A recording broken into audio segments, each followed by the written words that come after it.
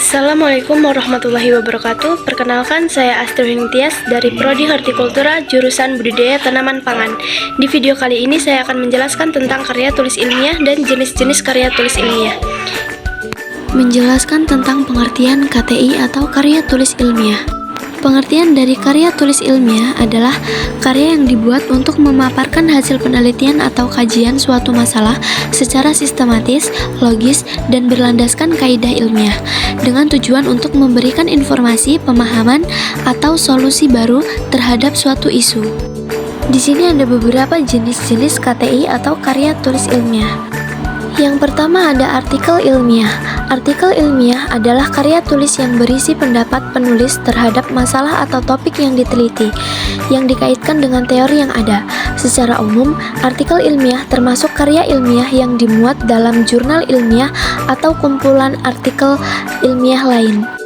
Yang kedua ada makalah.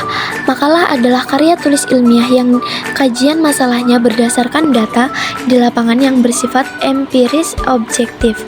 Makalah biasanya dipaparkan dalam sebuah seminar berupa presentasi.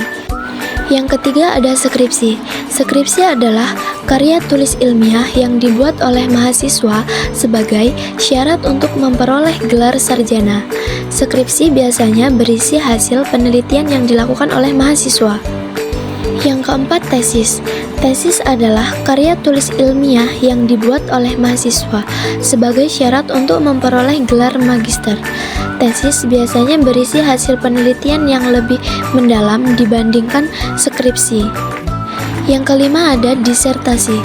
Disertasi adalah karya tulis ilmiah yang dibuat oleh mahasiswa sebagai syarat untuk memperoleh gelar doktor. Disertasi biasanya berisi hasil penelitian yang lebih kompleks dan mendalam dibandingkan tesis. Yang keenam ada paper. Paper adalah karya tulis ilmiah yang berisi hasil penelitian atau analisis terhadap suatu topik tertentu. Paper biasanya dipublikasikan dalam jurnal ilmiah atau disajikan dalam konferensi ilmiah. Yang ketujuh ada kertas kerja. Kertas kerja adalah karya tulis ilmiah yang berisi hasil penelitian atau analisis terhadap suatu topik tertentu. Kertas kerja biasanya dipresentasikan dalam seminar atau konferensi. Dan yang kedelapan adalah laporan.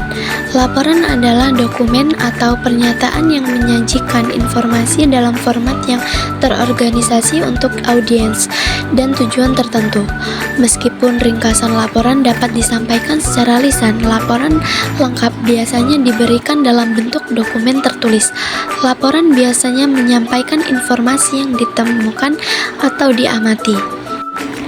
Karya ilmiah seringkali dibuat untuk menyampaikan informasi terkait hasil penelitian atau penemuan di bidang tertentu kepada masyarakat luas. Dengan membuat karya ilmiah, kita bisa berbagi ilmu, pengetahuan baru dan berkontribusi terhadap perkembangan ilmu pengetahuan tersebut. Karya ilmiah berisi ide atau gagasan mengenai suatu fenomena yang diteliti. Penelitian dalam karya ilmiah tentunya dapat menjadi dasar bagi penelitian berkelanjutan untuk menciptakan hasil yang lebih baik dalam bidang tersebut. Nah, hasil penelitiannya bisa menjadi sumber ilmu pengetahuan baru serta bahan untuk mengembangkan ilmu pengetahuan lainnya. Selain itu, karya ilmiah juga sering dijadikan sumber pembelajaran di institusi pendidikan tinggi. Manusia dapat memanfaatkan karya ilmiah untuk memahami konsep-konsep yang lebih kompleks hingga mengembangkan keterampilan mereka di bidang ilmiah. Penemuan atau ide baru dalam karya ilmiah yang berkaitan dengan teknologi dapat memberikan kontribusi dalam mengembangkan teknologi yang lebih maju. Dengan begitu, ini bisa membantu mencegah masalah atau meningkatkan efisiensi dalam berbagai bidang.